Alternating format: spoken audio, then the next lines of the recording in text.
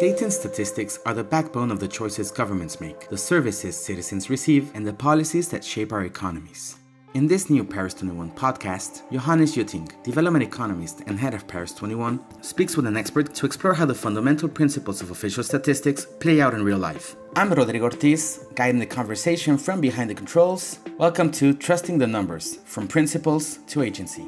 Welcome back to another episode of the Paris 21 podcast, Trusting the Numbers, from Principles to Agency. Today we'll be talking about the principle of accountability and transparency, opening the black box.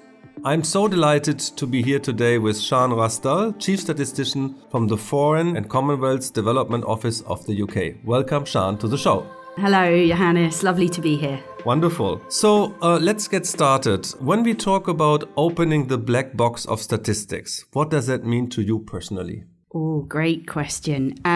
So I guess I have been a government statistician for more than 2 decades. So for me, I started my statistics career at a time where there wasn't a black box.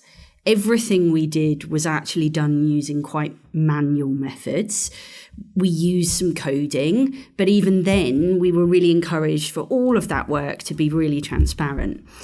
And actually that means that I have learned, as a statistician, that the importance of transparency and accountability. It means my peers can easily check my work.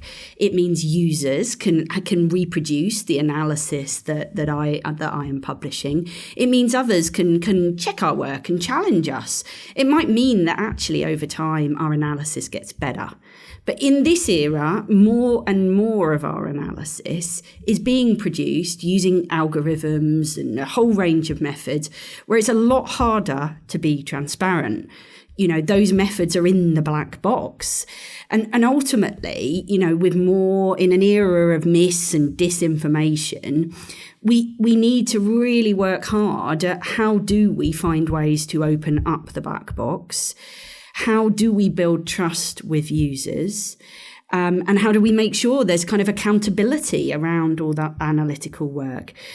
For me, because of the journey I've been on in my career, transparency and accountability are not just technical ideals. They're actually a key part of producing really strong, credible analysis. Wow, this is very interesting. To some extent, statistical offices are often seen as a technical institution. Why it is important also to show the how behind the numbers and not the results themselves? You already gave us some ideas, but why do you think this is important? Look, I think as a really basic principle, we have to be able to set out how we've got to a number. Often there are different ways of getting from A to B. And ultimately, statisticians are employed in government to find the best way to go from A to B. They also need to set out why they didn't go to C, why they didn't go to D, why they didn't go the long way to B, so that people trust those numbers. It's really hard if you're a member of a public and a minister is using a number that really impacts on your day-to-day life and you are not able to understand where that number has come from. And ultimately, to be able to kind of serve the taxpayer and the citizen, I think that is just a basic duty of civil servants and ministers, that transparency. Transparency and accountability in statistics can take many different forms in reality. What does it look like in practice within the UK government statistical system? The statistical profession in the UK government is the oldest profession in the UK government system. So we've had a long time to think about this. There are a number of mechanisms. So firstly, we have a whole cross-government professional system with clear standards that you need to meet to be part of that professional group. Across that professional group, there are a whole set of different standards and actually communities of practice to help share best practice and learn from each other. Part of those sets of standards are things like the Code of Practice and our legislative requirements. Those sets of standards set out what good looks like. right? Including things like publishing metadata and methodology notes, how we engage with users, but even newer areas. So what does good practice look in terms of dashboards? How do we be transparent? How do we share more detail?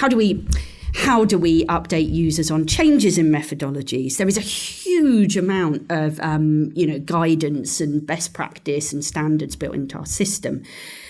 But the other element is around, we have a relatively unique approach to having an Office for Statistics regulation that holds the government statistical system to account. It reviews our publications, and whilst it's a challenge function, it's also very much an enabling function and a friend of the government statisticians. Thank you very much, Sian. This is all what you said is very relatable and very clear.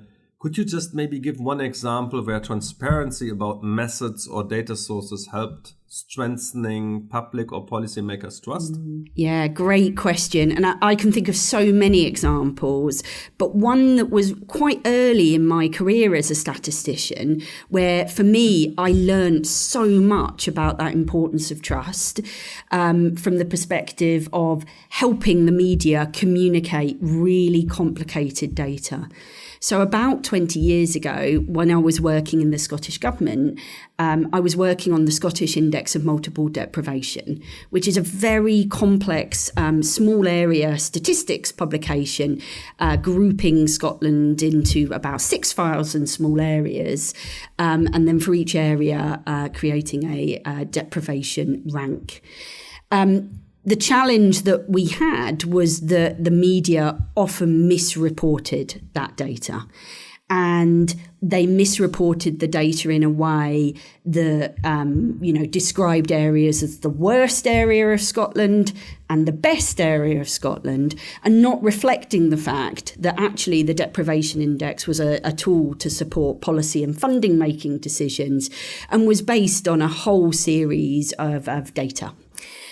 It's also quite complex methodology around these types of measures, which again meant that it felt to some parts of the media that maybe the government was trying to hide things through the complexity. And at that time, the government was using the index of deprivation to really target funding. So it was very much in the public interest. Now, working with others, what we did was we set up a media briefing in advance on the day of the publication, where it was a closed door briefing where we sat down with journalists and we were very, very open and said, this is an opportunity for you to ask questions about, the publication. No question is too daft. We also talked through what good reporting looked like and what not so good reporting looked like, and help journalists with the language that they would use. Now, that's a really important part of trust, right? Because actually working really collaboratively with the media helped them report the data in a way that helped the public understand the data, and then in turn understand how the government was using data in really quite big funding decisions at the time. I think this is excellent, because it also relates to this point I wanted to discuss with you a little bit, that transparency is more than just publishing data. It's also about communicating clearly. And your example of this specific briefing while you did the launch is just very good, of how NSOs, National Statistical Offices, can help non-experts to understand complex statistical methods. I think there's also the word of info intermediaries, I found that at some time ago, where those people help the experts, sit between the experts and the citizens. Have you ever heard about this, or can you relate to this? So I've never heard that term, but I think it's fascinating. When people ask me about my job, people assume that I am the most amazing statistician, and in practice, that isn't a major skill in my role. Obviously, I have studied statistics and I've spent many years practicing statistics, but actually, a huge amount of what makes a great chief statistician in government is your ability to translate. Prior to this role, I was very lucky to do senior leadership roles working in a corporate area and in policy work, which means that I have got really quite, relatively strong insights into how it feels when you're on the other side of the conversation in government. And that definitely makes me a better chief statistician. Excellent. Turning now to the changing world of data and statistics and largely of the data ecosystem. It's a fast changing world, obviously now talking about digitalization, AI. How can statistical offices keep their standards alive? Many things that we are discussing here related to the fundamental principles of official statistics relate to standards and processes and whatnot. And it's possibly not so easy to change and adapt them all the time. How do you see, how can government offices manage this trade-off to be remaining relevant, but while not getting lost in changing those standards all the time? I think this is going to be a continual debate for the next decade. Ultimately, I think there is something for me about recognising that there is a tension between statistical independence and political pressures.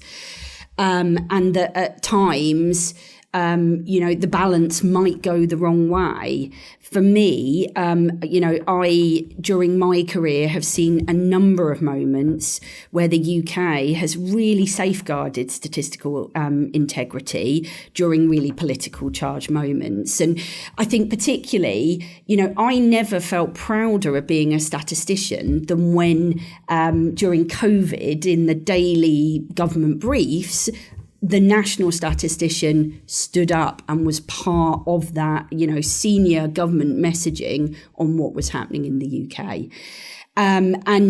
We have to build out from those moments and we have to navigate these tensions really carefully. And in terms of now the all the data that comes from non-official data sources, we speak about AI and also now increasingly eventually citizen-generated data. How do you see that this transparency, and you mentioned this in the beginning, that this is something very important for you to be very transparent, that the process is as important as the product. As this gets more and more complex, is there any in a practical way of keeping this? Look, I am very lucky in my role. Not only am I the chief statistician in the Foreign, Commonwealth and Development Office in the UK government, I also head up our Centre for Data and Analysis, which is broader than statistics. It's really thinking about innovative and new data sources. How can we use social media data? How can we use satellite data and imagery as well?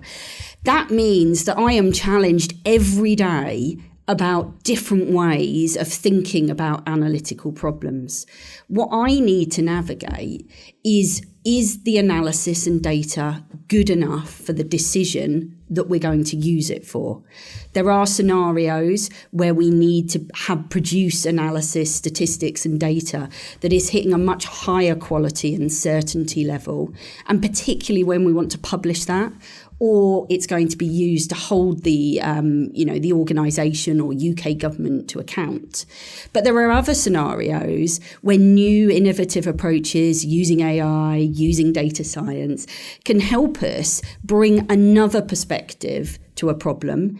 Ultimately, I often come back to the how can we triangulate this against more traditional data sources, but can it help us look forward? Can it help us think about, a different source of information alongside it?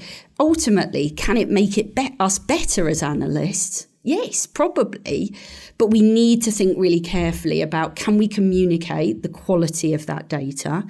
And in the scenario that it's going to be used for, is it going to be good enough for that decision? This reminds me of a debate we had some time ago about the role of national statistical offices as being a data steward. What you were now telling us was quite focusing on your role within the UK government and your role being asked to give good guidance. Would you agree with me that in reality, where we want to go as a society, that there will always be different quality of data out, and the different quality can also depend on speed. So wouldn't in an ideal world, I mean, there's even this talk about traffic light system. So you can have a red for that data, but people might just say, this is good enough for me. I just run with that red data, also knowing it might not be the perfect world, but it's good enough for me because it's very granular and I need it now. Versus the green data, where it took 3 years to produce and it's super high quality, but it may be just too late for me. Shouldn't we give those decisions to the citizens? Shouldn't we give the data literacy so that people can make informed choices, not we as supporting governments and whatnot? Shouldn't be, in an ideal world, citizens being empowered to take those decisions themselves? It's a super interesting proposition. And to a certain extent, I see in the UK and in many countries how they've already tried to navigate some of that with kind of official statistics badging and actually greater transparency around where data comes from. There are a number of sort of fact and data checkers, aren't there, out there that, really support citizens. For me, I think, giving citizens more information about quality of data is really important, but they need to understand why that information is important. And I think some of this comes back to educating at school. I have 3 teenagers, and I am so aware that the amount of disinformation that is served up to young people today is huge, yet the sort of education system, is it doing enough to encourage young people to, when they're watching something on TikTok, to think, how could I verify that? How would I know if that's good enough, right? We need to equip people not only with the tools to be able to do that, but to understand why it is important for them. Yeah, absolutely. And hopefully also make it interesting for them. Yeah. It's fun, actually. Yeah. So often we think it's not great fun, but what about a treasure hunt? A treasure hunt for finding the really bad data. Exactly. Before we close this really great conversation, FCDO, of course, is working a lot with other countries. And then you also are confronted to very different situations and beyond the UK and different standards, transparency. How do you navigate this? I mean, working with other countries when eventually you want to use that data for your own reporting or for some other purposes, that data might not necessarily follow the same quality criteria than the UK office. Is there any way how you relate to this? Oh, I am a massive fan of a caveat. Ultimately, a huge amount of my team's work and really valued work in the Foreign, Commonwealth and Development Office is our ability to take a problem and find some data that helps with that problem. And sometimes we're having to think outside the box with data sources. And what we need to do is find really accessible ways of communicating the quality of that data, potential biases, all those caveats and reasons why we need to treat it carefully. But then, where our skills get really tested is how do we communicate what that means for the decision makers? How certain can we be about the relevance of that data or the conclusions that you would make from that data? I do also think sometimes, and this is a key part of the responsibility of being a chief statistician, we need to make a call that the data simply isn't going to be good enough. There's so much missing data that means your ability to give a clear sense of the quality is really, really hard. Excellent said. I mean, we talk about the data gaps and sometimes we even talk about data graveyards. Sometimes we have actually enough data, but it's not accessible. It's not interoperable. It just sits somewhere on a graveyard or in a graveyard. But there's a really interesting part of my role as well, where sometimes being asked for data that we don't have is an opportunity to be propositional about how we could fill that gap. And ultimately, that is something where I really get frustrated if I miss that moment. Now, it could be that we can fill that gap through how we work with the international system. Quite often, the UK has scenarios where we want to influence organisations like the OECD or the UN system around how we measure something, because ultimately what we can see for our needs is that there isn't quite the variable coming through all of that great data that is collected. Thank you very much, Sian, for being on the show. It was a wonderful conversation to have had with you here. Let's close in on something very exciting. Finally, if you had to finish this sentence, opening the black box of statistic means, how would you complete it?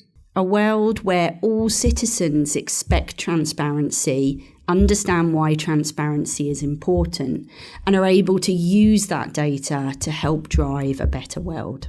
Wonderful. Thank you very much, Sian. Looking forward to having you on the show again, and good luck with everything. Thanks, Johannes.